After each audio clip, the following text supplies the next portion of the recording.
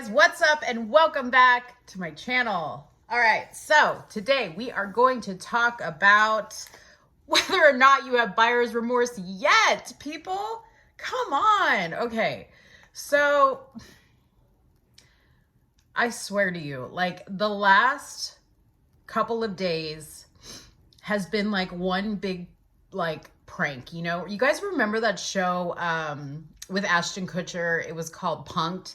And like they would play pranks on people, and then Ashton Kutcher would like come out and be like, we're punking you. I'm totally waiting for him to come out and say, or somebody say that they're punking us, because it just, the craziness doesn't end. And, you know, Joe is literally signing one executive order after another and doing absolutely nothing. And yet I still see people out there just falling for it, hook, line, and sinker. So today we're going to talk about something that I noticed somebody, you know, or people were falling for hook, line, and sinker, and we're like so excited about it. And I want to kind of expand on why we really shouldn't be that excited about it. So the topic for today is Joe Biden's mandate or executive order, or whatever you want to call it, to not allow any contracts to be renewed to federal private prisons, okay? So basically there are two main groups out there. One is the Geo Group, the other one is CoreCivic. Those are two publicly traded companies that own a large majority of the private federal prisons out there, okay? So the big thing about this is people are really excited because they're like, yay, you know, no more benefiting financially off of people being in jail. Well, while that sounds really, really great, there's two things I need to bring up to you so that you are well informed about this. The first one being the most obvious. These companies wouldn't be in business and wouldn't be making money if there weren't people committing crimes. I mean, they're not just, contrary to popular belief, just sweeping people up off the street and putting them in federal prison. There are people committing crimes, which is why these prisons are so packed, okay? Now, the other side of it is also the fact that President Trump enforced the laws that were set forth and created by other presidents before him. And, you know, that enforcement of those laws created a large amount of illegal immigrants being put into our federal prison system, because a vast majority of them were not just trying to cross the border to come over here for a better life. They were here to commit crimes, okay? So when you commit a crime, you go to jail. Okay, so unfortunately, because we have so many people trying to come over here, and a large majority of them, I'm not saying all, but some, are committing crimes, whether that be drugs, sexual trafficking crimes, you know, monetary related crimes like money laundering or like check cashing schemes and things like that. Those are the type of prisoners that you will see in federal prison. Now, I think the percentage is 46% of offenders in federal prisons are drug related offenses. So selling drugs is what I'm talking about here, because if you're in a federal prison, you're there because you had some type of monetary connection to whatever crime it was that you committed. So 46% of crimes, or of criminals sitting in a federal prison, are there because of drug-related crimes, okay? So why do people sell drugs? Well, I'll tell you why. Number one, because there is a drug addiction problem, so the need is there. And number two, because poverty exists and people need a quick way to make money, and drugs is the way that they do that, okay? Now, before I go further into those things, let's talk about the second reason why we don't need to be getting so excited about Joe Biden signing this, you know, really cute little executive order. And I say cute because of this, okay? Geo Group alone just signed their contract in 2019, and that contract is 10 years old. So if you are paying attention to the wording in what Joe Biden signed, the wording says they will not renew, which means these companies get to exhaust their current contracts, which means nothing is changing for 10 years at least, okay? Now, if you go back and research, almost every president prior to Joe Biden has either, opted to do the same thing.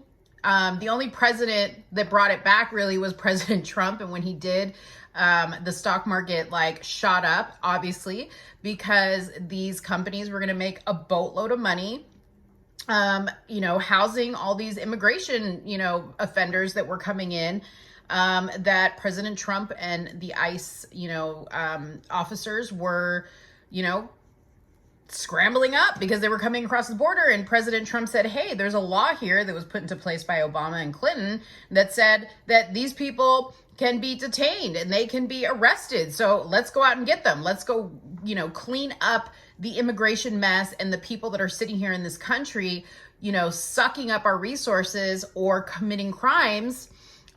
Let's go and get them. So that's what he did. Okay. So it's not that they went out and just grabbed all these people. These were legit people that should be in prison. Okay. So that second point is probably one of the biggest, because people just kind of think that magically he signs this, executive order and then things just change overnight. Ray gets out of federal prison. He gets to come home. No, that's not how it works. Okay. Ray's still going to do his time. The federal prison's still going to be there for 10 years at least. They're just not going to get their contract renewed for 10 years. Okay. For at least the next 10 years, they're straight. They're staying exactly where they're at. Okay. Now, Joe Biden will, his first term is 4 years. His next term could be another 4 years. God, I hope that in 4 years we come to our senses and put somebody else in there that can do a better job. I'm not saying who that's going to be.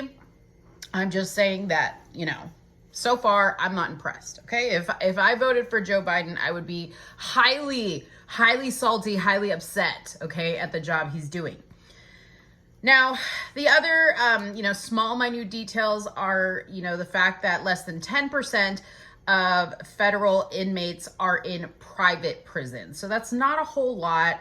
And while mass incarceration, does put a huge financial burden on our society, again, are we addressing the issue at hand here? Okay, the issue at hand here is crime and making sure that people don't go out and commit these crimes, mainly drug offenses, which seems to be the biggest one here, so that we don't even have to worry about these private federal prisons, okay?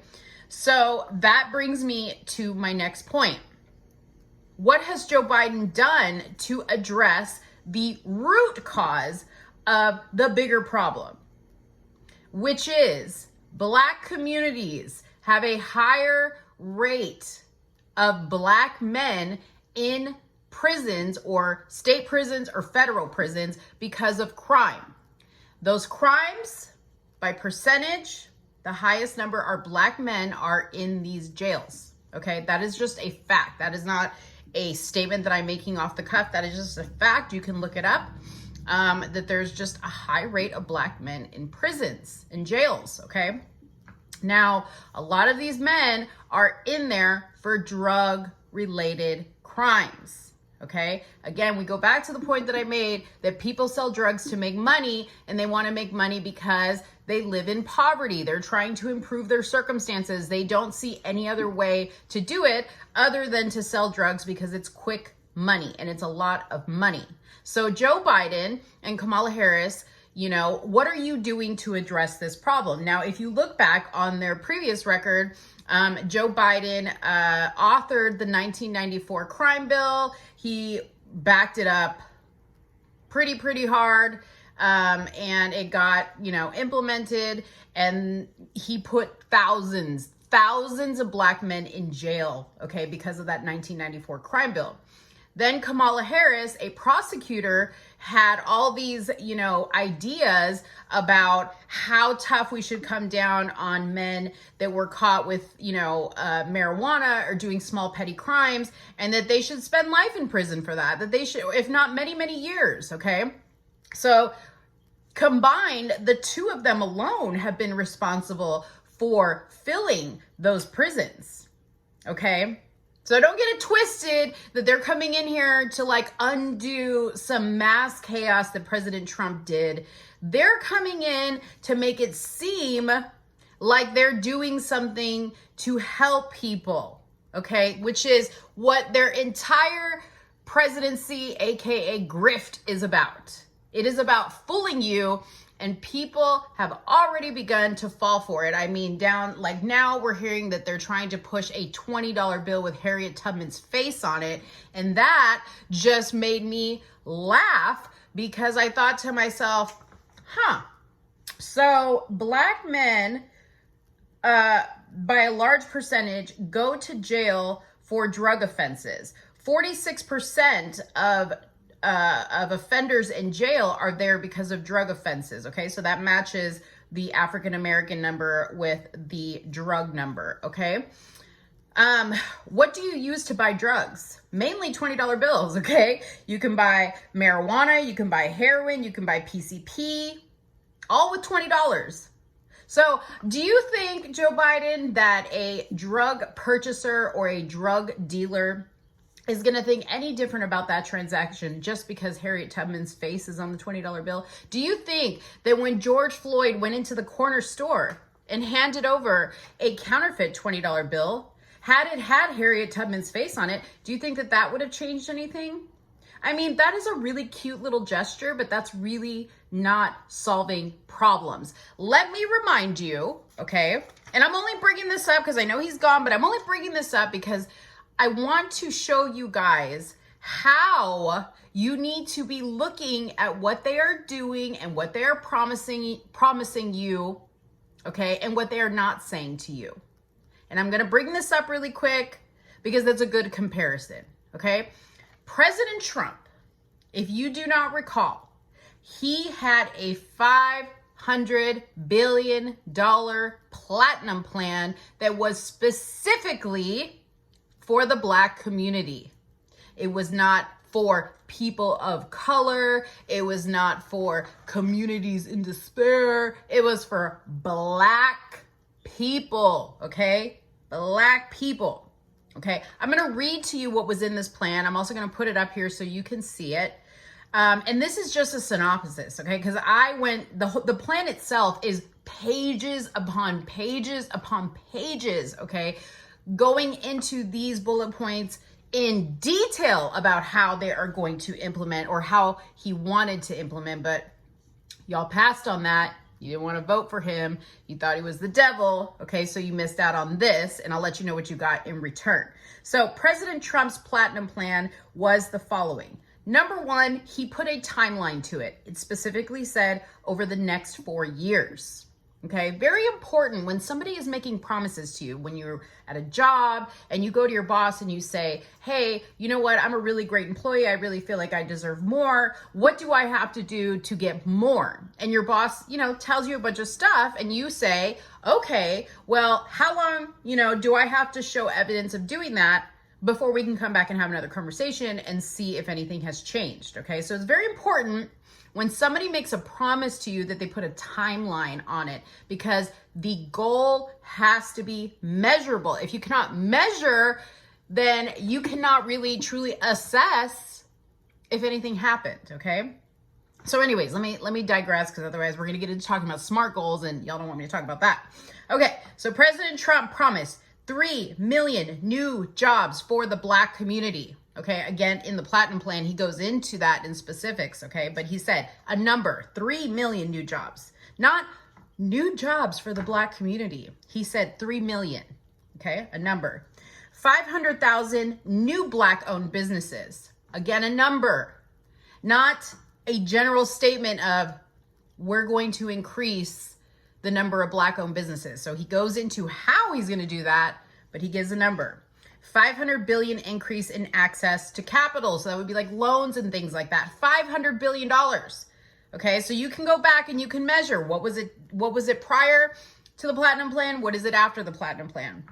Safer neighborhoods with highest policing standards. Okay, so that's very easy to measure. You look at crime statistics for your area, what it is prior to the Platinum Plan, and you look at it after. Are the neighborhoods safer? Are the policing standards higher? Are they the highest? Okay, a lot of people will say, oh, well, we're trying to do away with the police. Like, we don't need any more police in the Black community. The people that are saying that are people that are committing the crime. Okay, if you go to the community, which I have been in the community, and you talk to people, they are very pro-police because they want their streets to be safe. They want their kids to be able to play outside without the fear of a car driving by, and doing a drive-by and killing a little kid playing in the front yard, like it happens every day in Chicago. Just recently, I think a little 8-year-old girl just died in a drive-by. Another senseless killing that you won't hear about. You won't hear about it because she wasn't killed by a police officer, okay? Commitment to work on the Second Step Act. Okay, so he was already working on the Second Step Act, but he was making a further commitment to work on the Second Step Act. Now, some might say, well, he didn't give us specifics about that. I get that, okay? He's putting specifics to very important things. The Second Step Act is very important, but it is not the biggest thing, okay? So I can understand why, and again, he goes into detail about it, but this is just the bullet point.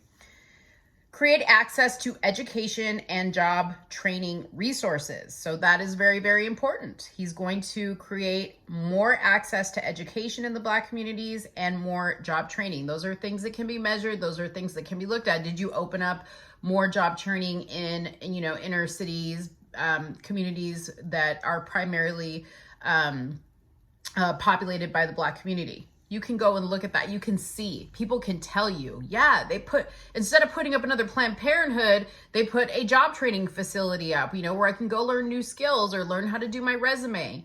Think about that, okay? Giving Black churches access to compete for federal resources. So this is basically like Black communities that do a lot of like outreach in the community. Instead of doing like community fundraisers to fund some of that stuff, they would have access to apply for federal grants and loans to be able to help them with those types of things. Because a lot of times, churches in these communities are setting up like, centers where people can go and learn new job skills, or, they can help people with other types of things. So that's what that would apply to. Immigration policy that protects American jobs. I love that. I love that he put that in the Platinum Plan specifically for Black America, because what he's doing here is he's addressing the fact that if we do not have stricter immigration policies, the Black community will be directly impacted because jobs will be removed, because a lot of times Black individuals or Black people from the Black community are oftentimes competing for the same jobs that illegal immigrants would be working, like manufacturing jobs and things like that, okay? Now, that's not to say Black people can go do whatever they want. They can be engineers. I mean, there's so many incredibly intelligent, incredibly educated Black men and women. But again, he is specifically addressing the fact that if we don't have tighter immigration policies, then you have less jobs for the Black community. Those are the people that are impacted by that type of thing. That's the truth, okay? Advanced home ownership opportunities and financial literacy. I love this because what this means is you are going to have more Black families owning homes, not renting homes, and also increasing the financial literacy so that they're not losing their homes because they don't know how to manage their money. This is so important because this is something that's not really taught in the Black community. It's also something that's not taught as much as it should be in other minority communities, specifically Black and Hispanic. I think Asians, they are pretty big on ownership and entrepreneurship. But unfortunately, in the Black and brown communities, there is a lot of dependency on social assistance. So I think that this is a really great thing. And then better tailored healthcare to address historic health disparities. Okay. So I gave you a taste of what you gave up. Now let's talk about what you're going to get. Okay. I went to joebiden.com, Lift Every Voice, and he has a section just for Black America. And the first thing, paragraphs upon paragraphs that they talk about is how they're going to address the COVID issue in the Black community. Why that is their main priority, I don't know. Now, side note, if you go to BLM, okay, BLM's number one priority is not any of the stuff that I talked about in the Trump Platinum Plan. Their number one priority is to impeach Trump, somebody who's not even in charge of this country anymore. Their number one priority is to impeach Trump. Curious how that's going to help the Black community. Okay? So Joe Biden's going to be really quick because there's not much to tell. Okay? So here's what he has. Close racial wealth and income gap. How are you going to do that? How long is that going to take? Number 2, expand access to high quality education. Okay. Again, how are you going to do that? How long is it going to take? Make far reaching investments in ending health disparities. Wow. So, what does far reaching investments mean? To me, investments mean money. Again, how much are you investing? No specifics there. Strengthen America's commitment to justice. How so? How are you going to strengthen America's commitment to justice when your other priority is to defund police, the people that keep justice, law and order on the street? Make the right to vote and right to equal protection real for African Americans. Last time I checked, Black people can vote.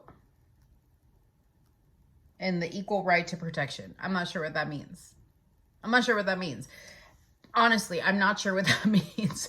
It's funny that you say we need to focus on making sure that they have the right to vote, yet your voting numbers claim that you were voted by a higher population of Black people than Barack Obama. Okay, so how is it possible that Black people don't have the right to vote as much as I do, or somebody who's white, that you have to focus on that because it's such a problem, but yet you were voted into office by an overwhelming number of Black people?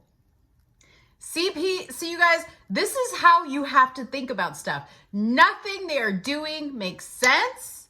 Nothing they are doing is going to make a difference. They are feeding you lies. They are feeding you bullshit, okay? Because they know you're going to fall for it. How do they know you're going to fall for it? Because you've been falling for it. Every single 4 years, you've been falling for it. Because you don't ask for results. You don't ask for timelines. You don't ask for specifics. You get super, super happy when you see Michelle Obama in a purple pantsuit.